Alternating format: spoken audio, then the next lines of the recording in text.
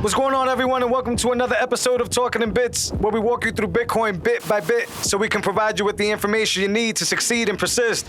Back with episode 31. Yep, what's happening, bro? Got Ben, good old 31 Reggie Miller number. Let's go. We got to name some greats when we bring up with these numbers, man, and we hit these milestones. I love Reggie. Who's another great 31, do you know?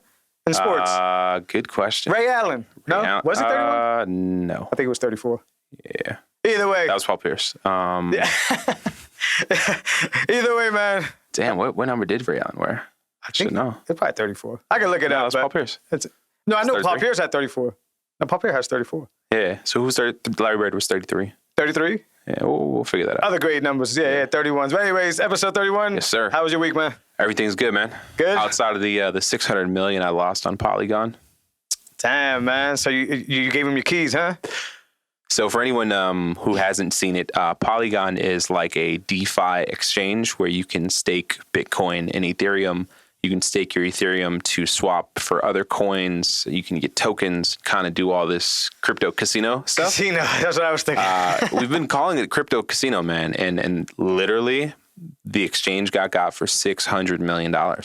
And so if you had an account with them and you had your Bitcoin on there or your Ethereum or whatever coin of choice, you opened your account and it's saying zero. Or it was going to stay at zero. or it says the amount, but you can't withdraw or do anything. Yeah. And you have an email from the company saying, hey, a hacker has hacked into our exchange and left with $600 million. Let's write him a letter saying, please return these funds. Yeah, that's I don't know. You just explained Polygon. I know nothing about Polygon, but I know about these casinos. It's just casino. Yeah, and a good old case of they got wrecked, they got hacked. Yeah, man, $600 million. I can't believe it. Not yo keys. Like we're playing yo cheese. We're playing, Bitopoly, and just the stress on like proof of keys, and then you have to deal with the Mt. Gox attack where your coins get got. And it just kind of drills that home. Why do people not take that concept serious? Again, it sounds cliche to them when you say not your keys, not your cheese. They probably think it's like baloney shit. Yeah. What do you think?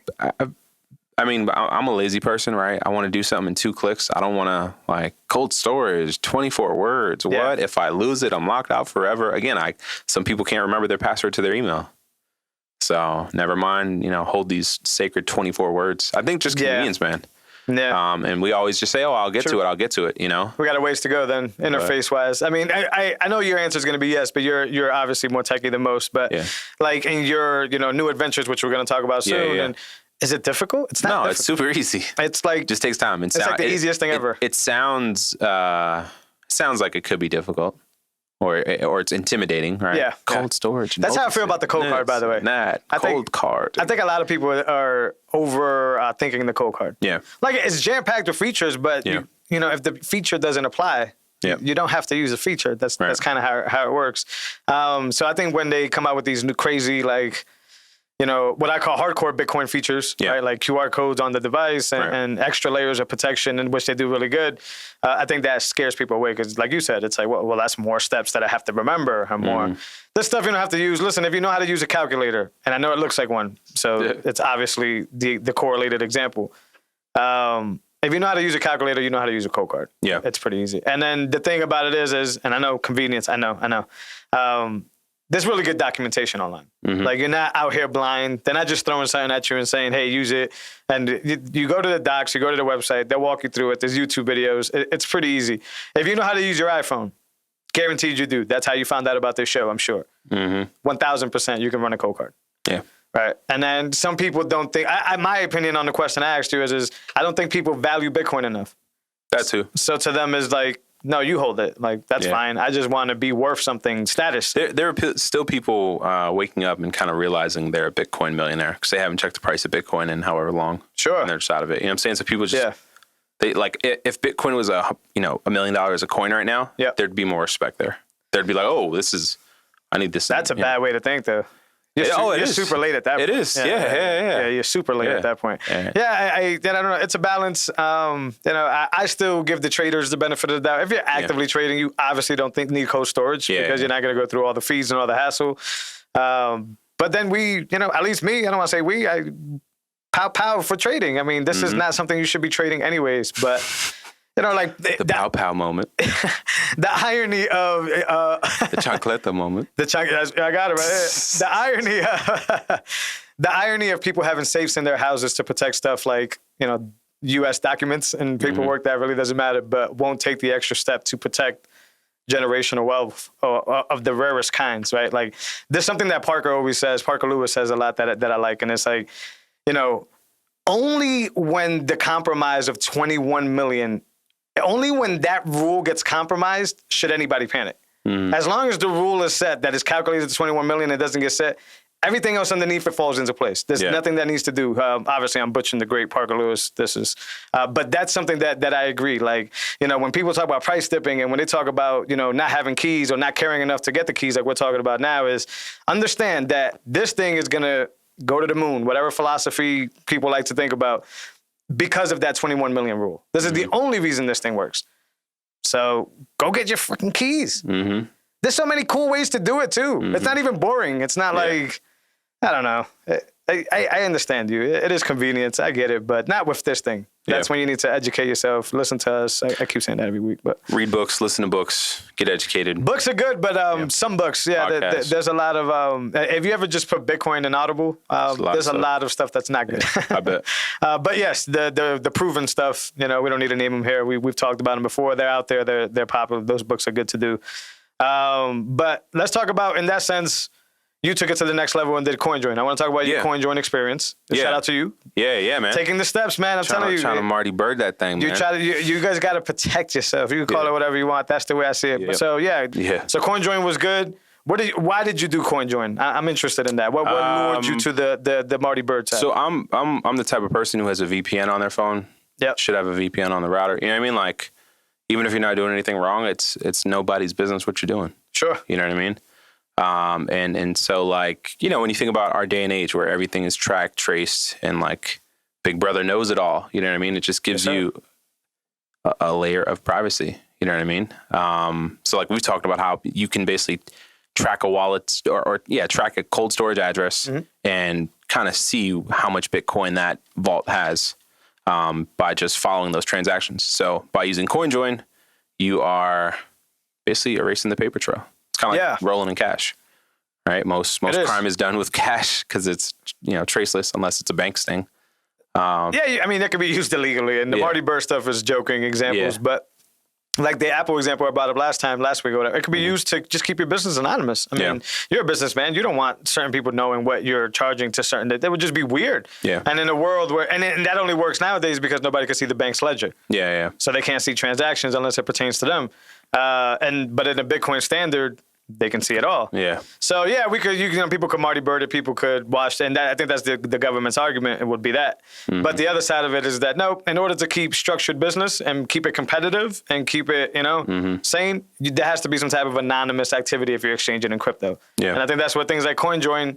And we were talking about it before the show, the fees that pertain to entry into the Coinjoin, I think signify that. Don't come in here unless you have a big reason to be here. You're not going to be here washing, 1,000 sets. It's just a bad idea. Right. I don't want to use the term washing either. That's probably like a tag word for the NSA. Washing. Right. So talk about stealing information and networks. Let's talk about that Helium miner thing, man. Yeah. So, again, if you're in my Facebook group, it's, what is it? Secure the Bag Invest, right? We kind of have these combos, right? On Facebook, right? Yeah. Back in April, it's a Telegram group too. We just chat whatever memes or whatever. Yeah. And so this dude who mines Bitcoin and a bunch of other stuff, he had a YouTube video talking about the Helium network. And basically it's like you're plugging in a router and it's creating a Wi-Fi network for people nearby. So when you pull up to, the mall's going to have a Wi-Fi. With this new network, it's like, and instead of having cell phone towers everywhere, which is how we get our cell phone signal, right? You have these 5G towers everywhere. With this new network, there are no towers because everyone just has one in their business or their house. And you have to, so it creates this new Wi-Fi network. Do you have to set up an account? I don't know. Probably. Because you're explaining that. So instead of the cell phone company being the endpoint, your KYC information is the endpoint. So there's all this that's such a bad idea. traffic going through these devices, right? That are like towers. All right, listen. Yeah, no. I don't want to get this company. I want to ask you something better. Why is it hot right now? Why do people want these? That's so here's my point. Okay, cool. So you put that in your window, and I mean, there are people who are getting like 3 H&T rewards every day, and at the time, the H&T coins were like $15. That's their shitcoin. Yes. That company's. Okay, yes. Cool. So that's what everything's paid through. So people are like, oh, this is just passive income. I just plug this in and I make H&T. Yeah. And I was thinking, all right, hey, I grab 4 of these. I set up a network around here. Sure. And then I just convert that to Bitcoin every day. Sure. And all of a sudden, I just created this much Bitcoin. 4 months has passed. Prices have gone up and down on eBay. They were reselling before for $2,500. That's what I want to know. Like, yeah. Is it because passive income that people are paying this type of stuff for that? Yeah, absolutely. Okay. Absolutely. It's the same reason your average Joe is starting to flip sneakers and, and having like a Bitcoin miner. A TikTok video and a YouTube video convince them and they know passive income is it. So I'm at the point I don't want to mine anymore. I think rewards have gone down, but I was able to flip those units on eBay. Like threefold. So yeah, that's just the reason we bring it up, guys, is because that's just interesting ways to be able to either buy a miner, buy more Bitcoin, or B, buy a miner. Buy a miner. So for me, it's like, all right, I sold some Helium miners, and now I can get a Bitcoin miner. Yeah, which is the ultimate come up, in my opinion. I don't know about that Helium stuff. That's why they there are a ton of coins. I don't mess with it. Yeah, no, and I'm not plugging that Helium product. I don't know nothing about that. Don't go out and get a Helium unless you're intending to. You know, you have a plan like Ben did, Ben does, and that's usually the best way. Every time you tell me about one of those things, it's like, well, Ben planned that. And that's a good way to go about it, guys. We don't know anything about Helium, and I'm not condoning any of their shitcoinery or anything like that. But there is other ways to do that, and don't get it twisted. A lot of these Bitcoin miners out here are mining Ethereum as well. Yeah. So it's not like they're going to say it's about the pleb and it's about Bitcoin and all that. When they have a shitload of miners, Bitcoin miners, I'm sure. But there's also pros and cons and easier to mine Ethereum in order to sell for Bitcoin. Yeah. I thought we've talked about that in early episodes or something like that. Yeah, they got some new rigs coming out that are pretty powerful. Yeah. And, they're going to mine Litecoin. They're going to mine Doge, all these other coins at a nice profit. So. Yeah, I think it just goes back to the old, do you want to pay attention to all that shit? Right? Because I know. Right, that's the same thing with trading too. Is like you could delve in these shit coins to ride them and to take them and then turn them into Bitcoin.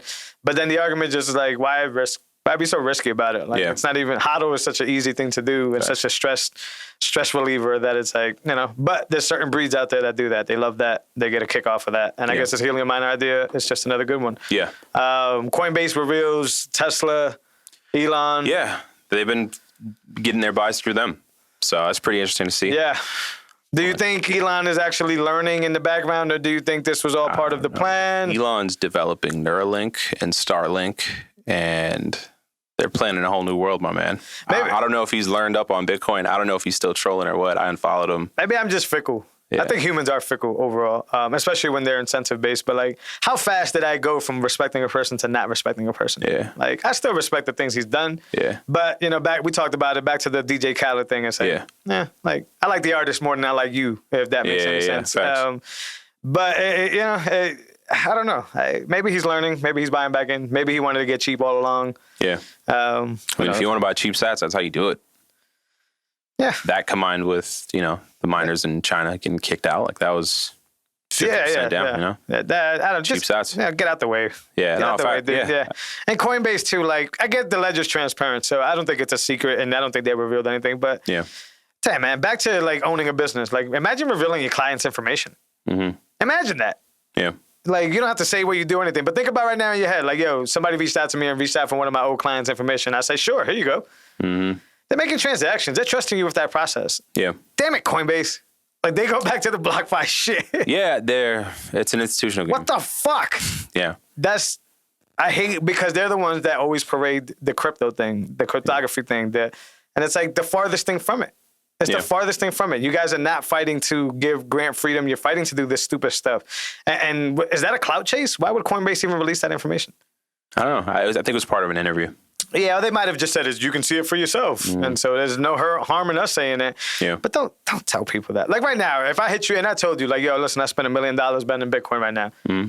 I don't want you to go tell anybody. Like, yo. I just wouldn't want you to go tell anybody. Yeah. Like, that's like my security, bro. Like, you're just telling other people, like, I trusted you with that.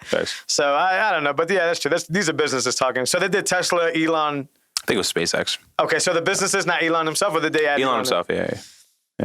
So like he knows, you know what I mean? That's why I'm saying he's been trolling. That's why I'm never a big fan of these big guys getting in. And we not to harp on it. It's nature occurs. It's a thing that happens. People with big money do what they think is big things, but you're getting in the way, man. You're playing games when there's people, if you just look at your local community, just look at the world. I mean, I wouldn't say look at your news feed because that's probably half fake anyways or half tainted. But like, just look at the world around you and just understand that like some people can't play right now, man. Yeah. And I guess to get to the levels of these guys, and I'm sure they would agree. I've read plenty of books on successful people, by the way. So, and I'm sure you have too. It's a narcissism. It's a thing. Like, it's like you will cut throats to get to where you got to get. And they're showing this. We're watching a Netflix doc. Vince McMahon talks about when he's cutthroat. My case in point. WCW spent 60. They were 60 million in the red one year. That's a good example. Go ahead. Vince McMahon buys them for $4 million, and he's boasting and talking about how $4 million. That's it. He bought them for $4 million. Bro. That was a steal. Like all the rosters. He's like, I take the competition and I choke them out. And he's like, we've acquired WCW. Yeah, and I think ECW as well. Like, it was just a power move. So right, and then in certain circles that's respectable, but in other ones it's like, look, you're harming people to get to where you're getting. Like, lives are changing. Yeah, but it's a back power, and forth. My man. It's a back and forth thing too, because it's the pendulum swing is it's survival too. Like people got to survive. But I guess tipping point is always the good phrase to use. It gets to a point where it just starts to deteriorate your life instead of attribute to your life. But these dudes got to get out the way. They're making the price swing left and right. If you're smart enough, you're taking advantages like we did. We buy all the time. We buy when the price drops. But you brought them up before, the people that bought at 60. What about those people? Billionaires don't care. Yeah, that's definitely for sure. If you hold, anyone who's held for 4 years or more is not at a loss. So yeah. I mean, and at this pace, we're at 46, off of the lowest being 28, 29. Yeah. You know what I mean? So, like, we'll be at 60s pretty soon. Yeah, but it definitely. At this pace. I think by Bit Black Boy, which is in a few weeks. So, it's going pretty good. But it's just, like, you should always hold anyways, even with it. Because I'll ask you again, and I asked you last week, maybe you have a different answer. Is like, what's the alternative? Yeah, nothing. Second best is real estate. Where do you go to? No. Second best. Sure, you think so? Like, what else? Oh, you think about? Yeah, I'm thinking about like just like where else? Yeah, where else do you hold your wealth? Paintings. I mean, I'm not buying a painting. I'm buying a crib before I buy paintings. Sure, that has more use, but even that is too manipulated. I want to go to something that's not manipulated. Yeah, it doesn't exist. Well, that's what I mean. It may be something like a painting because there isn't really. But one would even argue that because of museums, the art market is manipulated. Yeah. I read a really good article about that, by the way. That museums are literally like sabotaging the art game. Like now, the up and comers can't do stuff unless they end up in like a museum or like a gallery or something like that. Crazy. So they're upping the up on the price on certain things. But anyways, that's a whole. But it's not as manipulated as real estate because real estate involves the city, right? The state. And it has all these handles on it where, I don't know about you, but the more I go on as a homeowner, the more I realize I really don't have control of this situation. Nah. So, I'm not advocating real estate. But, there's no other alternative. That's why you have to stick it out. And while you're sticking it out, I hate to say stick it out because it sounds like it's hard to do. While you're sticking it out, educate yourself. Like you said, read some books. Listen to some podcasts. It's absolutely free. I mean, this podcast, all the other great podcasts that are out there in the space, even some of the bad ones that teach you some stuff. So like what not to do and stuff like that. But anyways, man, let's give our, what seems to be our weekly shout out to Strike. Yeah. They added their withdrawals. Yeah. Told you. What do you mean tell me? Is it coming soon? I was like, they're probably working on it. So yeah, and all I said it was probably like some financial paperwork in the background. I mean, they're a broker now, right? They're withdrawing. Yeah. That's probably some loophole in the background. I didn't think they didn't know how to do it. I think it was just something said, you can't do it because now we have to fund accounts or send whatever. But they did it smooth. I have one gripe and it sounds like I'm bitching, but I'm not. I was going to say, talk about it. Yeah. Show me what the fee is, even if it's very small, even if it's whatever penny, that actually gets me more excited. Yeah. The other day I did it on the other tab on the regular way, like we've been doing it, right? I put $75 in, I paid $74.99. I saw 1 cent, I got gassed. Yeah. I posted it in the group I'm in because it was dope. So the first time I tried to withdraw from the Strike app, same thing. Like I'm like, I mean, not same thing. I'm like, okay, this was cool. It was smooth. It happened in an instant. I mean, it was great. How much did I pay for that? Yeah.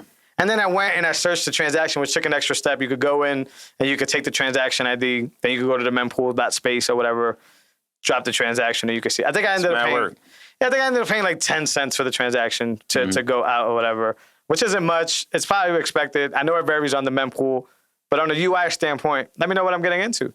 Yeah. Because if I can do it on the other side of the app, cheaper, I will. I don't care how many steps are involved. Yeah. But now you're kind of like bottlenecking me into the hype thing where it's like, use it because it's cheap and all that, but you don't really know how cheap it is, or you can't do your math, or you can't. Yeah. So, we love Jag, Bitcoiners love Jag in general, but I'm sticking to the energy of we don't, no heroes. Yeah, don't trust, verify. Yeah, we no heroes here. Like Jag could go down just like, and he knows that he could go down just like anybody else go down. So I trust him. It's a great experience app-wise. I'm glad they did it. They're a few features away from having the most dominant app on the market. Yeah, I showed my barber how he's cutting the boy's hair, right? Yep. So I'm like, yo, this is why these shit coins don't matter, because this is level 2 Bitcoin. And I legit went to Strike, made a deposit, sent that, created an invoice on a Lightning wallet, pasted it in a Strike, click a button, boom, and less than 5 cents of fees, like minimal. And it happened so fast. Yeah, and they know they have that power. Yeah, like Jack knows they built that app. But I think it goes back to what he talks about all the time, the rails, right? Like building on these rails. Like it's like anybody can do a Strike app. Anybody who understands the infrastructure at least can do it. I think the only thing that Strike may have the advantage on the average people is their Lightning channels must be massive, like huge. So I can see where I can see where like if you're starting your own Strike wallet and the infrastructure in the background for your Lightning channels ain't good, then your app might be worthless and no DOA, right? Like it's just it'll be worthless. But pockets. Yeah, cool. That's the only change I would add. Somebody told me that buying Bitcoin is unlimited, and it does say so. Like really? In the tab. I was gonna see this whole time we're talking. I'm thinking my only beef with them is I think there's like $1,000 on the other tab deposit limit on the other tab, on the other side of things. Yeah, so if you go to your like your limit screen now, you're gonna see like there's a Bitcoin tab, and I think it's like I say unlimited. Maybe it was high. It was good. It was like 10 grand. I don't know what it was. Sweet. I think it's unlimited. I'm like that. But I'm about to buy it right now. But the weird thing is I went to buy directly from the Bitcoin tab. It tells me to put the money in, but it doesn't seem to pull from my. I needed to have fund and Strike, and then the only way to fund is with the $1,000 cap. So you're still capped to that.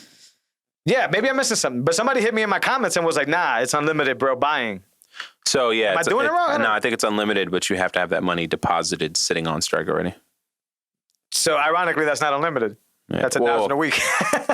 yeah, that's where I'm. See, because I was thinking is if you buy from your Bitcoin tab, when you hit the number, and it's going to pull from your debit card, and then that can be that's unlimited. My thing. That's what I thought. But when you hit, it stays grayed out because I don't have the funds directly on Strike, and as we just discussed, $1,000. But somebody went as far as to go into my comment and say, when I said there are a few features away from being, somebody was like, "Oh, you can do unlimited buys." Yeah. Now you can only do $1,000 a week buys if I have to credit it. Or I have to fill up the wallet. Right. So it's still fun. A few gripes. I've been talking to a few people, and they once again, sometimes I listen to myself. I'm like, it sounds like he's complaining about their advancements.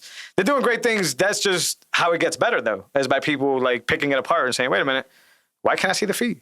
But I can see it over here." It's an easy implementation thing, right? Like, but you got to believe, Jack. I still think it's the smoothest and best way to do it. Yeah. I also heard. I was talking to somebody, and they kind of were hinting at the idea where they kind of, in order to offset the fee, you buy the Bitcoin at a slightly higher price from Strike, so that they can offset this fee.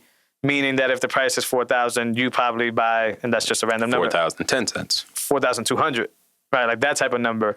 And I don't know if that's true. So this is, once again, just nitpicking. This is not saying that you shouldn't buy on Strike. I think it's the best way to buy anyways right now. But if that's true, then you didn't really beat the competition on fees. You just baked them into my purchase. Yeah. Depending how much margin there is there. Yeah, and he didn't say it would be free. He said it would be competitive, and then over time it would get close to free. So I don't want to misquote Jack here, and I know it's better than Coinbase's fee. I know it's better than CashApp's fee by a long shot. So I have to keep circling to this is nitpicking. This isn't like, legit criticism. But yeah, if that's the case, then that's an optical illusion. That's not necessarily eating fees. It's called sales, my man. What do you got to lose, though? Yeah, I mean, you didn't have to do that. No, you could just be transparent and say the fee is what it is, but the fee is still way smaller than CashApp, Coinbase, and that's probably the case, anyways. And we're just misplaying it. I'm misplaying it. I speak for myself. But yeah, the transparency. Ironically, from the company that's the most transparent, it's a little vague there. Maybe they don't think anybody cares about the fees, like to see that. But I'm the same way. I want to see it, bro. I want to see it and be able to judge. Like, I got little loopholes. Maybe I want to go somewhere else and do this transaction. Then if I could save a little bit, strike is usually the lowest by far. Yeah, it's not even close. But things like that. Just be transparent. Cool feature. Limits increase. Maybe a few visual UI things, although I love the permanent dark mode. I think that's an awesome feature. Permanent dark is good. This is early for Strike. I mean, it seems like a year ago, Strike didn't even do anything. Yeah. I mean, they existed when it comes to Zap Wallet and things like that. And Jack was doing his lectures and his lightning talks a lot. So, but yeah, just to see how fast they've come. I mean, they have the juggernaut flipped app. the country. Talk about being ahead of everybody. Yeah, they saw what they can do with the code stack that they had with Zap.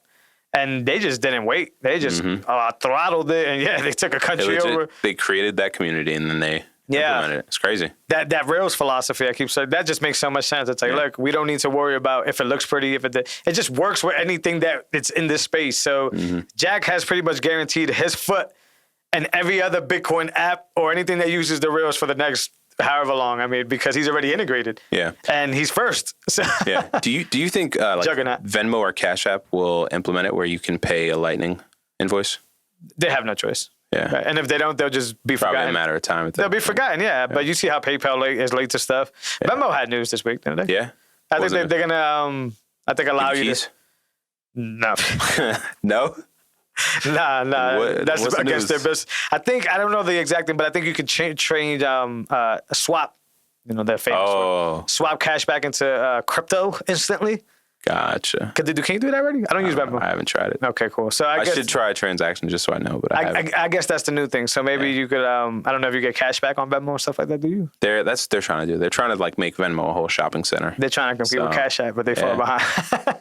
Far behind. Yep. They thought it was cool to be just socializing about money. Like, it was cool for a while, but in this world, it's like, let me get that quick and give me some deals. But either way, they're first, Strike. So even if other companies do it, can they have the 5% off integrations like Moon? The 20% off. And are these other companies willing to do that? So like Jack was not. Jack was early that he just said, hey, I like these Moon guys. Let me Let's this. Do it. You know what I'm saying? I think Moon is such a dope idea. It's an incredible idea, and they're growing pretty fast from what I hear too. Shout out to them. I use them all the time. Look, I could gift someone that through a text message. Sure. You know what I mean? Yeah. Just be a photo. If they want to do that, yeah, absolutely. And they got better because originally it was short. I think it was 48 hours for the cards or something like that. It was very tight before, and now they're just growing big. I'm still curious on how you get the sats out. Did you notice you have a little bank in the top corner? I haven't even checked it. Yeah, I mean, I don't know. There was a time when it was 10% a few weeks ago, maybe a month ago. That's what you mean. Okay. Yeah. I don't think I've experienced that yet. I think I've only got money back to Strike. Yeah. Well, they had a little, and I could see it. I got 35,000 sats sitting in the corner, and it just shows me the number, but I don't can I turn these into cards? Can I send them to my cold storage? That would be awesome. Yeah. So Moon is a good company. Figure that out. I've talked to one of their team members. I think it's the owner, but in the background, and they're just bullish, and they're working on cool stuff. So shout out to them. Speaking of sats, I have Try with Lolly, right? Lolly. Yeah. The booking through Expedia. I really like Lolly. Yeah. Well, I got those kickbacks from those trips. Yeah. So I need to get that off. You have to wait a handful of months. That's why I don't like that. And I think they lock you into the fiat value. So if you got sats at 30, they're going to pay you out 50 whenever they pay you out. It's not cold? I could be wrong. Okay. That's why I'm not a big... I like Lolly because it's a no-brainer. If I'm already here, at it, it's easy sats. But yeah, I noticed that my sats fluctuate in the wallet, and I think it's because it's tied to dollar value. So you got $5 back. That's what it's tied to. And then when you could release it, you'll buy at that market price, $5. Yeah, no, they got to change that. Still cool. It's still cool, but you got to change that. You want to stay locked in at 30? If I accumulate... I know. 500,000 sats, 1 million sats, I want it to be that. I don't want it to be today's dollar amount. But check it out. What about the other way, though? What if you get No, like at the day of purchase, if I get 1 million sats, that's what's it's going to stay in my wallet. What would be the other way though? Like say, I'm trying to think about it in my head. Or you get a dollar amount? Yeah, like what would be the benefit, the other pendulum, where it's like, well, what if the price of Bitcoin does this? And there has to be a win for that, like a gamble. Like if the price goes up and you want to lock in those sets. Here's the best spot. You booked a trip through Expedia and Lolly when Bitcoin was $64,000. Okay. Right. You got what? $30 back. Let's see these numbers. You got $30 back. Bitcoin then goes down to 30,000, and you want to cash out more sats. You get more sats. So it's a gamble, but if I think as you get a quarterly's your Lolly payout. As long as you don't return your product. So so quarterly, but if on the other hand is the other way, the price goes up. You're getting less sats than what you signed up for. Yeah, so I got to take that out of ASAP then. What? Take that out? Oh, well, you could check if you can, but it's quarterly. Yeah, I got to figure that out. And you got a minimum of 15, which I'm sure you got, but like, they don't let you pull out. And sort of like Fold, it takes like, they do slow processes. So it could take like a good week to get it or whatever. Fold's another company that's doing big things. I'm waiting for the instant deposit. Like I get a piece of my salary sent there and it's great. Boom. I'm still waiting to get paid on Strike.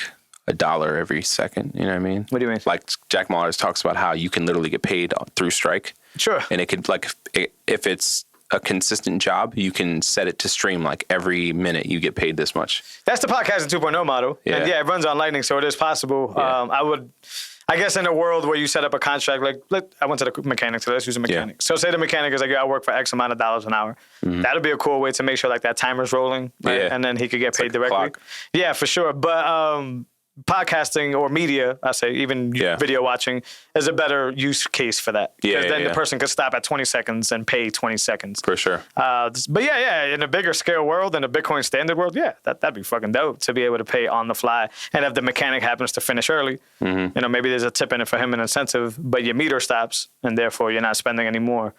Interesting. In an incentive world, where you could tell the mechanic, hey, if you finish, say it's an hour. If you finish in 40 minutes, I'll give you X amount, a little extra bonus for that, for doing that.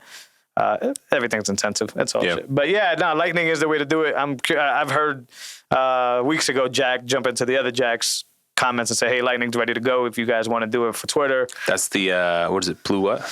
What? The new Twitter? For anything, he said, for Twitter in general. Like, you know how you could tip people on Twitter now? Like, Jack was like, if you want to do this on Twitter, like, we could have an easy API to plug into and be able to do this. But I'm sure Jack didn't take action on Twitter because of what they're working on. Like, why waste time on this product that people hate already? We're building a whole new platform. They're building a whole new platform. And, stay anonymous, man. Build these things on the low, man, because as you know, these knuckleheads, DC and all these places, like if you reveal the plan, just like in any other war strategy, they're going to jump in the way and they're going to slow you down. So whatever Jack's building, let him build. And that's why I like the builders and not the yappers. It's one of those things. Like, same here for us. Like, we yap and we make not a career out of it, but we do this for fun.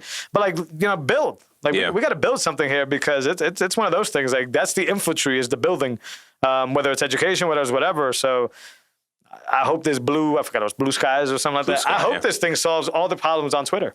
Yeah. Because then nobody could say shit. Because have you seen people on Twitter nowadays kind of use the Twitter excuse? Where it's like, I've used it too. I'm shadow banned, or I'm thinking that. That's going to live forever, whether it's true or not. Like, Twitter could come out right now and say, this doesn't happen, here's the code. And I bet you people, because of their experience, are still going to say, well, that's bullshit. So I hope this new thing that they're building eliminates all that. Because then I want to see some real shit. No excuses, no leaning on algorithms, no, hype crowds. I have 100K followers, so I have to be at the top of the list now. No, none of that. I don't know enough about it. There's a Lightning project that's doing that right now, where it's like a blog where you could vote through sats, and then it kind of goes up like a Reddit, like it goes up, but you can vote through sats. So there's things like that already existing, but I'm waiting for that to be on like a bigger standard, like Twitter, or like let's pay for this shit that's important. Like, one could argue that if you have a lot of bags, you can manipulate your shit up to the top. But whatever, we'll get there when we get there. I think the Reddit model, if you want to call it that, is much more useful. Like, let me see what unanimously people, now what the algorithm thinks is dope, where people remember, didn't Facebook used to function like that? Where like your feed was like time synced to like as people were posting? Yeah. As opposed to like whatever Facebook felt like fucking showing you? Let's go back to that shit. That's why I still like Twitter. No, it's not like that on Twitter. No? It's not timestamps? No, I think you could change the setting to show you chronological order instead of random. Okay. But I still think the algorithm is deciding what you see or not. I think it's better than Facebook. Yeah, that's what I'm saying. Yeah, because I think Facebook's big problem and why they can't ever change is they lean too much into the ad model. Yeah. So now it's their revenue. Yeah, right. And it's their huge revenue. Like that's how digital marketing agencies, all that stuff exists. So I think Facebook now is dependent on, we need to know a lot about you as possible. And there's no way to divide from that because then advertisers won't come on your platform to advertise because you don't have the tools that it takes to make it dope or make it edgy or informative. So Facebook is fucked because they have too much money on ads. And if people pull away from ads, I think their model is broken because there's better ways to communicate. So Facebook's original method of, hey, communicate with your friends and family has now turned into, groups. Find a way to advertise here and there, and then eventually you're going to get to using the ad board, the dashboard manager, and bang, bang, bang, you go down that rabbit hole. Google tried to do that for a while with their ad, and I think for the most part they failed. They're just not cool enough. Yeah. Google Plus was an example of that. Bro, I was just thinking of Google Plus. Well, that's what they were trying to do. They were trying to get you to communicate with people and then tell you, hey, you can advertise to these people using. Yeah. But it didn't work. Yeah, they failed. I liked Google Plus. Even Google Glass. Yeah. Where they're like, yo, you're going to be able to do certain things through the glasses that you wear. You're going to be able to detect. Why did you think that failed? Because I thought that was a dope project. Well, I never got a pair, bro. Okay. Like they were talking about, you're going to be able to put on Google Glass. I'm going to be able to see Jose Burgos. It's going to pull you up digitally, and I'm going to see your identity online, like your Twitter or your whatever links are hyperlinked to it. Because that's going to happen. This was a while ago. It's going to happen, but this was a long time ago, probably. Yeah, because I like the idea. I mean, it wasn't the prettiest looking thing. It looked a little weird, but I like the tech. Yeah, by design, it was a pretty cool idea. I don't know. Maybe people didn't want to wear shit on their head. I don't understand. But yeah, in the world, we're going to get there. If they make it like a regular pair of glasses, like... But now that you bring that up, that's what these companies are doing. They're trying to make connections to make you depend on the next thing, depend on the next skill. Because if you already have all this information on your phone, then the next thing naturally is just to put it on your wrist. Right? And then when you have all this information from your wrist, the next thing naturally is, I want to see this stuff, right? Save the step, right? Like the convenience factor. Mm-hmm. So say I'm a person who wears glasses and I could 2.0 my glasses. Like that's an easy sell for Google. And then they'll do all the other stuff where they scan your irises and all that. It's good to bring up. Apple got in the bullshit for the photos thing. Bro. What did you guys think was happening? Bro. Apple, I was just telling someone, I was like, Apple wants to go through all your photos and kind of open that door. And they're So how does that not happen? Oh, how'd that not been happening? I don't know. You guys not listening to Snowden, I see. Yeah. You guys not understanding what's happening here. Yeah. Yeah, no, listen, that's not news to me. Yeah. You sign up for that. All right, so for the Pixel people, what did you think the Pixel neural core processor was? How did you think these photos were getting boosted and looking awesome with one lens and not actual equipment, software? What did you think was happening here? Yeah. Every company is scanning your photos. Of course. So maybe they're surprised that, because Apple does preach this privacy shit. Yeah, that's the shock there. I think the shock is that people just find out about it. Yeah. Because I think these conversations happen all the fucking time. Nobody knows. Yeah. What do you mean? Like, people don't follow Snowden. People don't even know who Snowden is. Nah, but a whole movie about him. No one has a clue. Fun fact: when a company announces a new chipset, you're giving them all types of access behind the background, right? And this makes shit better. We talk about cores, and the next Pixel is going to have an actual, silicon from Google, which is it's going to start matching up to Apple because that's what Apple does. But understand that means they know the ins and outs of everything that's happening on the device, right? So when you get something like the Pixel Neural Core, which was specific for photos, that was put into the Pixel to make sure when you snap a photo, that speed of conversion, which whatever algorithm they pushed it through came to the other side, was dedicated to that specifically. So it'd be dumb to think that photo is not showing up somewhere. Yeah. Right. Or it's on their server. Right. And what Apple got ahead of and what Google started to do is it stays on device. That's the messaging. It stays on the device, and we don't get nothing that goes and beams up to the cloud. Yeah. I think if you know anything about Rick Snowden, you would argue that that's baloney. Yeah. If it's connected, it's connected. I don't know shit. Somebody please call me out on that. You could jump on the show. Yeah, because I don't know enough about the intricacies of how the hardware communicates with the data. Yeah. So that could be the case where there's a code. For people, if you have an iPhone, you have iCloud, right, where your photos are at. You can shut it off. Right, you turn that off, and then your photos are only locally. But can they really not see your phone? That's what I mean. You know what I mean? They could keep it on the chip, is what they say. That's Apple's key move, and I've heard Google say it a few times. Yeah, I mean, on device. There were even videos where they would turn the location off on their phone. Yeah. And then they would go take a drive, and the GPS would still log the coordinates. Sure. And Google got hit for that really hard. That's what I'm talking about. Yeah, Device off, location off. How did that happen? So, well, because somewhere along the line, right when you turned on your phone and put your SIM card in it, you accepted to the terms. And the terms is basically for whatever loophole, emergency reasons, or for data and whatever reasons. But they're harvesting data from you every second of the way. I mean, they're harvesting all this information. So it's not a shocker to me that they said that they're going to do it. It's kind of lame that they said it was for like it's for child pornography. Sure, but that goes in that line of like, are you really doing this or are you virtue signaling? Like, because that's not new that you're scanning photos. So if you're scanning them now and you're trying to make it okay that you scan photos with this reason, that's more virtue signaling in my opinion. Yeah. But we'll see where it goes. Guys, don't be surprised. There's really cool flashes for Android where you could do Catalyst and you could do Graphene. There's these different OSs that you can flash at your own risk on Android devices. You can't do it on iPhone. On Android devices, I think that goes away when the Google Silicon comes in. Yeah. Which is why you can't do it on Apple devices. So, well, that's not true. Yes, I think it'll go away. But anyways, go download these OSs if you're really privacy secure. But back to what we started talking about in the beginning of the show, most people just care about convenience. Yeah. And they want Android to be synced to their email, to their work calendar, to their,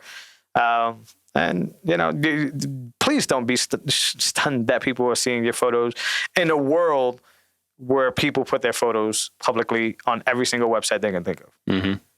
That's very strange to me. But maybe it's because it's Apple. Maybe it's because, I don't know, this world we live in nowadays. Yeah. Maybe it's because you don't think you signed up for that. You did. Read the terms and conditions for iCloud, and nobody ever reads this crap. I don't either. But I'm not naive to think that this is not happening. And it's not news to me. Don't take pictures. What do you... I don't know how you get around it. I have this kind. I've told you this a few times. Yeah. But then I lose the convenience. Yeah, and where are you plugging these photos in? Yeah. You're going to keep them on the SD card or on the hard drive forever.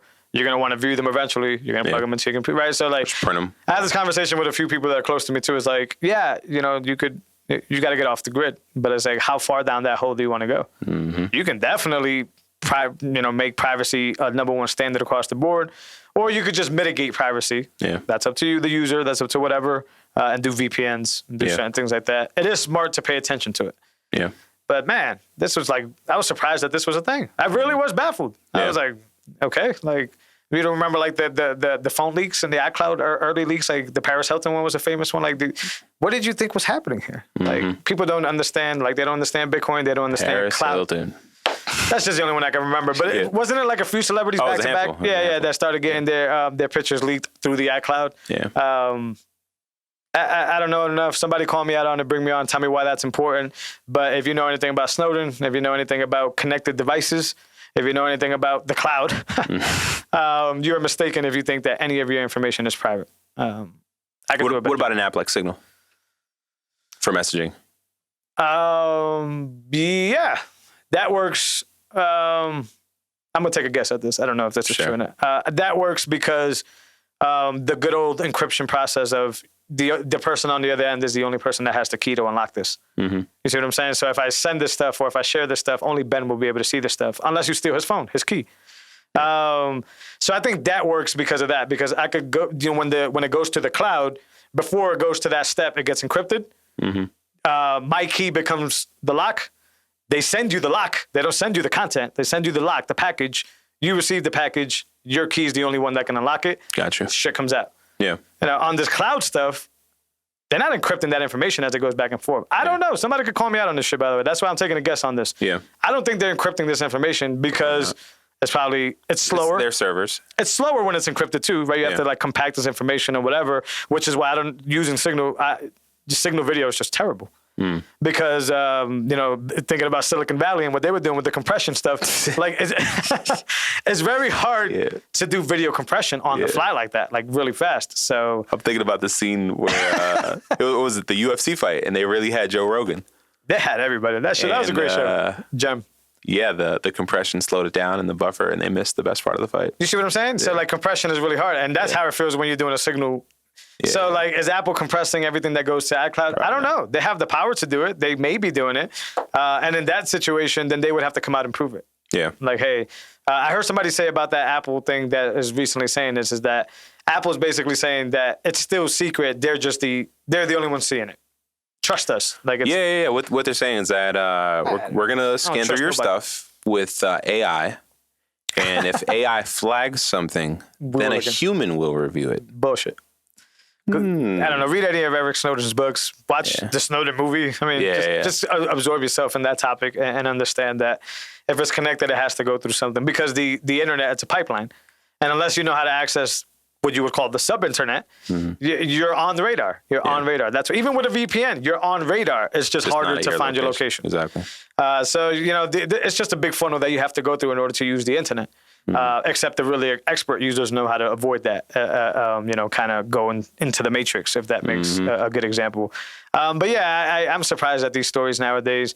There's ways to flash your phone and get a more secure, anonymous phone. You lose all your privileges. I even saw a girl put up a list of like really cool, I guess if you want to call them like encrypted apps that solve Google problems. So like an email, Proton is an example. Proton, yeah.